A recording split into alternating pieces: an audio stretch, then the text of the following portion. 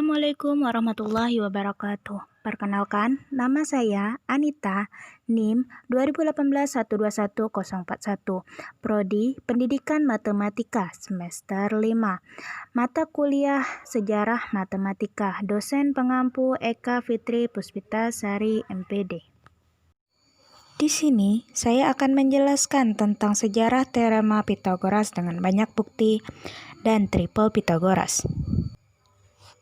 Yang pertama, saya akan menjelaskan tentang teorema Pythagoras dengan banyak bukti. De Pythagoras atau Pythagoras teorema adalah pernyataan bahwa jumlah bidang dua kecil kotak equals daerah yang besar. Pernyataan teorema ditemukan pada tablet Babilonia sekitar tahun 1900 sampai 1600 sebelum Masehi. Dalam istilah trigonometri, teorema Pythagoras menyatakan bahwa dalam segitiga ABC, persamaan sin kuadrat A plus sin kuadrat B sama dengan 1, setara dengan sudut di C yang benar. Pernyataan yang lebih simetris adalah bahwa ABC benar jika F sin kuadrat A plus sin kuadrat B plus sin kuadrat C sama dengan 2. Menurut hukum sinus, yang terakhir setara dengan A kuadrat plus B kuadrat plus C kuadrat sama dengan 2D kuadrat, di mana D adalah diameter lingkaran sirkuit. Bentuk lain dari properti yang sama adalah cos kuadrat A plus cos kuadrat B plus cos kuadrat C sama dengan 1. Salah satu teorema paling terkenal dalam semua matematika memang menggunakan namanya teorema Pythagoras. Misalkan, C melambangkan panjang hipotenusa, sisi segitiga siku-siku yang berhadapan langsung dengan sudut siku-siku. Sudut siku-siku berukuran 90 derajat segitiga. Sisi-sisi segitiga siku-siku yang tersisa disebut kaki-kaki segitiga siku-siku, yang panjangnya ditunjukkan dengan huruf A dan B. Hubungan yang melibatkan kaki dan sisi miring segitiga siku-siku diberikan oleh A kuadrat plus B kuadrat sama dengan C kuadrat, disebut teorema Pythagoras.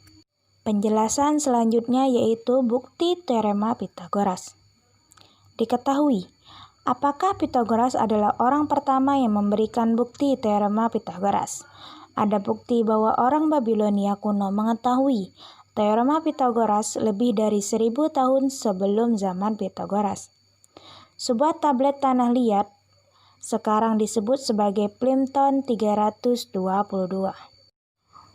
Posisi segitiga pada bagian B memungkinkan terbentuknya bujur sangkar yang lebih kecil dan tidak terbayang di tengah bujur sangkar yang lebih besar. Tidak sulit menghitung panjang sisi persegi yang lebih kecil ini. Kurangi saja panjang kaki yang lebih kecil dari kaki segitiga asli yang lebih besar. Jadi, sisi bujur sangkar yang lebih kecil memiliki panjang B min A. Sekarang, kita akan menghitung luas persegi besar pada bagian B dengan dua cara yang terpisah.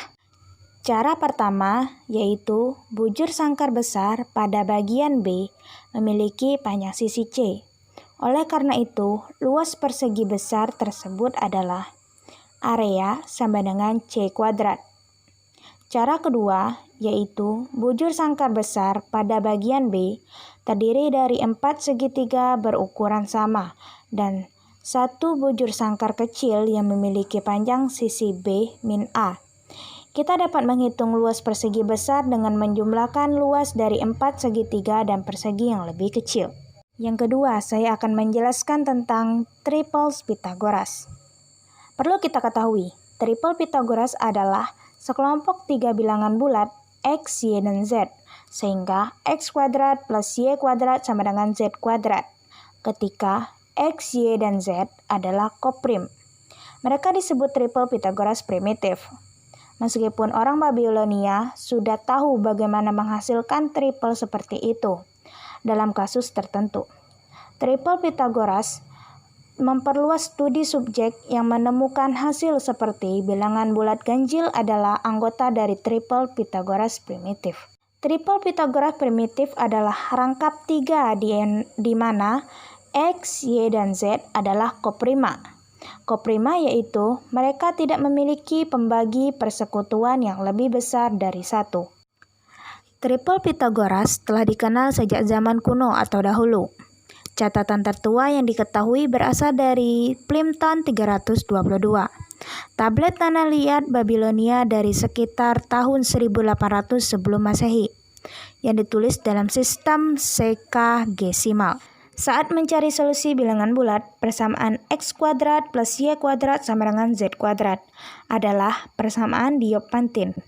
Jadi, triple Pythagoras adalah di antara solusi tertua yang diketahui dari persamaan Diophantine nonlinier.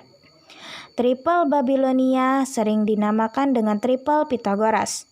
Triple tersebut telah dipelajari oleh bangsa Babilonia jauh sebelum Pythagoras pada tahun 525 sebelum Masehi. Dari lempengan tanah liat yang disebut Plimpton 322, kita ketahui bahwa orang Babilonia menaruh perhatian pada jenis tertentu dari triple Pythagoras, yang kita sebut dengan triple Babilonia. Sekian penjelasan dari saya tentang sejarah teorema Pythagoras dengan banyak bukti dan triple Pythagoras. Semoga bermanfaat bagi teman-teman sekalian. Terima kasih. Wassalamualaikum warahmatullahi wabarakatuh. Let it go, let my body go. Take our bodies high.